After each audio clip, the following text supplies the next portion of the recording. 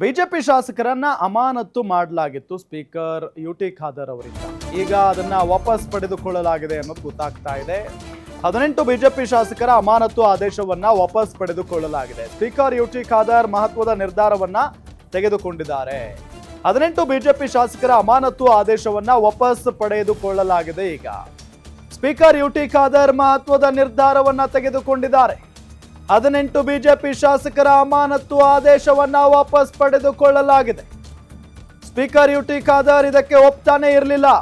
ಬಿಜೆಪಿಯವರು ಬಹಳ ಪ್ರಯತ್ನವನ್ನ ಪಡ್ತಾ ಇದ್ರು. ಏನೋ ನಡೆದು ಹೋಗಿದೆ, ತಪ್ಪಾಗಿದೆ, ಆದೇಶವನ್ನ ವಾಪಸ್ ಪಡ್ಕೊಳ್ಳಿ ಅನ್ನೋ ನಿಟ್ಟಿನಲ್ಲಿ ಹೇಳ್ತಾ ಇದ್ರು. ಆದ್ರೆ ಯುಟಿ ಖಾದರ್ ಅವರು, ಸ್ಪೀಕರ್ ಅವರು ಮಾತ್ರ ಇದಕ್ಕೆ ಒಪ್ತಾ ಇರಲಿಲ್ಲ. ಬಿಜೆಪಿಯ ನಾಯಕರ ಮಾತಿಗೆ ಸೊಪ್ಪು ಹಾಕ್ತಾ ಇರಲಿಲ್ಲ. ಫೈನಲಿ ಈಗ ಸ್ಪೀಕರ್ ಯುಟಿ ಖಾದರ್ ಮಹತ್ವದ ನಿರ್ಧಾರವನ್ನ ತೆಗೆದುಕೊಂಡಿದ್ದಾರೆ. ವಿಧಾನಸೌಧದಲ್ಲಿ ನಡೆದ ಸಂಧಾನ ಸಭೆಯಲ್ಲಿ ಈ ರೀತಿಯಾದಂತಹ ನಿರ್ಧಾರ ಆಗಿದೆ. ಕಲಾಪಕ್ಕೆ ಅಡ್ಡಿಪಡಿಸಿದ ಹಿನ್ನೆಲೆಯಲ್ಲಿ 6 ತಿಂಗಳು 18 ಶಾಸಕರನ್ನ ಅಮಾನತು ಮಾಡಲಾಗಿತ್ತು. ಈಗ 2 ತಿಂಗಳಿಗೆ ಅಮಾನತು ನಿರ್ಧಾರವನ್ನ ವಾಪಸ್ ತೆಗೆದುಕೊಳ್ಳಲಾಗಿದೆ. 18 ಬಿಜೆಪಿ ಶಾಸಕರ ಅಮಾನತು ಆದೇಶವನ್ನ ವಾಪಸ್ ಪಡೆದುಕೊಳ್ಳಲಾಗಿದೆ. ಈಗ ಸ್ಪೀಕರ್ ಯುಟಿ ಖಾದರ್ ಮಹತ್ವದ ನಿರ್ಧಾರವನ್ನ ತೆಗೆದುಕೊಂಡಿದ್ದಾರೆ. ವಿಧಾನಸೌಧದಲ್ಲಿ ನಡೆದಂತಹ ಸಂಧಾನ ಸಭೆ ಈಗ ಯಶಸ್ವಿಯಾಗಿದೆ.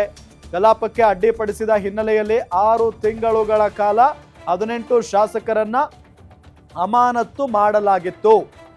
18 ಬಿಜೆಪಿ ಶಾಸಕರ ಅಮಾನತನ್ನ ಈಗ ಆ ಆದೇಶವನ್ನ ವಾಪಸ್ ಪಡೆದುಕೊಂಡಿದ್ದಾರೆ ಸ್ಪೀಕರ್ ಯುಟಿ ಖಾದರ್ ಅವರು. ಬಹಳಷ್ಟು ಪ್ರಯತ್ನ ನಡೀತಾ ಇತ್ತು ಬಿಜೆಪಿ ಅವ್ರ ಕಡೆಯಿಂದ.